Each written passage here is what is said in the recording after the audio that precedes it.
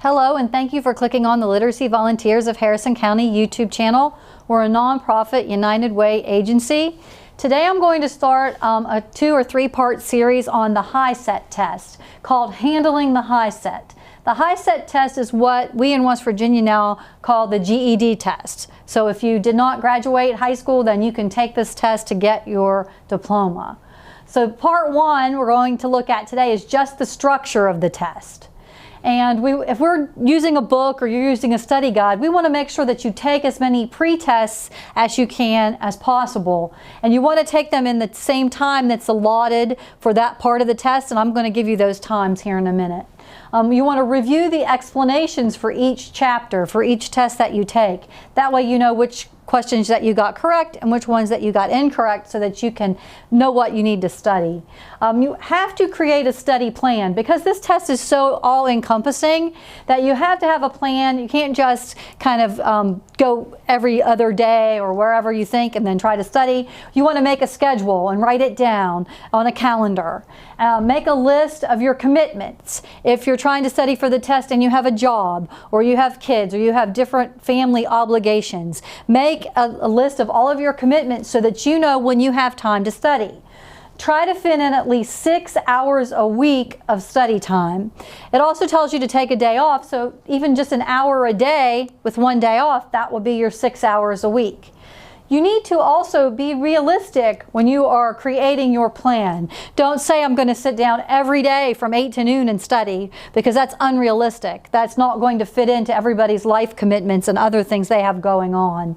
Then that's when you take your 1 day off from studying each week, and you need to take it seriously. This is such a huge test that it costs a lot of money to take, and it has a lot of planning and a lot of time, and you want to make sure that you are taking it seriously and not wasting your own time not studying properly.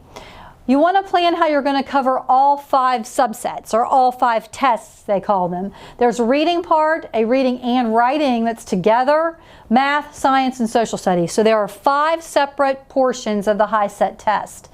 I just put down here as a note, some states will require that you take all 5 of these tests on the same day. Other states will allow you to take them on different days. So you have to check and see what the requirements are where you're taking the test to see which ones. The state of West Virginia wants you to take all 5 of them the same day. So you also need, when you're testing, we've talked about test taking skills in a different video, to manage your stress. You need a regular sleep schedule because that's important. You have to eat right, exercise because that gets the blood flow to your brain. Continue to spend time with your friends and family. Don't just concentrate on taking the test. And don't fuel your studies by filling up on caffeine and sugar.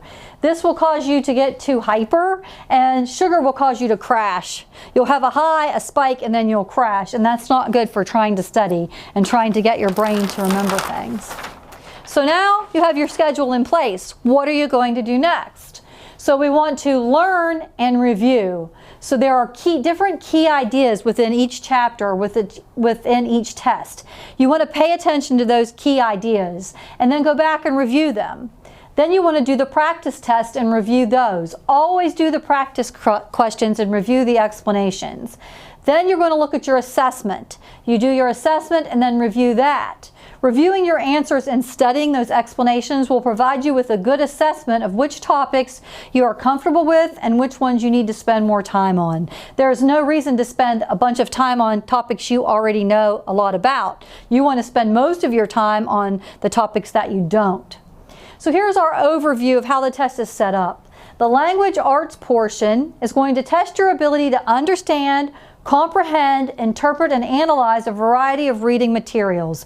You'll be given a passage, and then you'll have questions about that passage. 60% of those are literary content, and that's about 30 questions. 40% of those are informational texts, like this is how you bake a cake, this is how you fix a tire on your car, change a tire. There are about 20 questions on that. You'll get an hour and 5 minutes, and there are 45 multiple choice questions. So give or take, this is give or take the percentages, depending. The next portion is the language arts portion, or writing. The multiple choice is that the ability to use correct grammar and to edit for clarity. So they'll give you a paragraph and underline certain parts of it, and there may be a comma splice, there may be a run-on sentence, something's not capitalized, and you have to correct that. You have to fix that. And then there's a writing portion. You're going to have 75 minutes to answer 51 multiple choice questions, and then you get 45 minutes to create a written response. And they'll give you a prompt, and then you'll write a response to that prompt. They're looking for how well you develop your ideas, your organization of those ideas, and the language, facility, and convention of how those ideas were presented. And that's just a note, those two parts are separated by a break. So you'll take the multiple choice, have a break, and then take the writing. You won't have to go from one right into the other. On the math portion, that's going to test your ability to solve quantitative, numbers, adding, problems with using fundamental concepts and reasoning skills. You get an hour and a half, and you have 50 multiple choice questions. These are the parts that it covers. Numbers and operations, 19%, about 10 questions. Measurement and geometry, 18%, also about 10 questions. Then you have to analyze some data and probability and statistics. That's 18%, 10 questions. The largest portion is algebra, algebraic concepts. That's about 45% of the test, so almost half, and that's 25 questions. The test is what's called calculator neutral. You do not have to have a calculator, but if you request one, it is provided to you. You can't bring your own calculator. You will be provided one there if you request one. So depending on how you want to study, with or without a calculator, and that way that will give you some kind of gauge. The science part of the test tests your ability to use science knowledge. You have to apply principles of scientific inquiry and interpret and evaluate scientific information. Here are the content areas. Biology or life science, 49%. That's about 29 questions. Physics or physical science, 28%, 17 questions. Earth science, 23%, 14 questions. You get 80 minutes, that's an hour and 20 minutes. 50 multiple choice questions. Most of those questions are based on graphs. So you would have a scientific experiment, it'll give you the data on a graph and then ask you questions, and you have to extrapolate your information from the graph. Social studies test your ability to evaluate and analyze various concepts on the content areas of history, 35%, 21 questions. Civics and government, 35%, 21 questions. Economics, 20%, 12 questions, and geography, 10%, 6 questions. You get an hour and 10 minutes, 70 minutes, 50 multiple choice questions, and they are primarily based on documents and also graphs. You might get a circle graph that tells you this is how much corn was produced in this area during this year, and then you have to extrapolate the information. Or like documents, the Constitution, and you might have to answer some questions about that. Each of those 5 subjects is scored on a scale of 1 to 20. In order to pass, you have to achieve a score of at least 8 on all 5 subtests. Score at least 2 out of 6 on your essay, on that written portion of your test. A total score on all 5 HiSet subtests of at least 45 in order to pass. This is a very important thing to know. You must score at least that 8 on the subtest and the 2 on the essays on the same test date.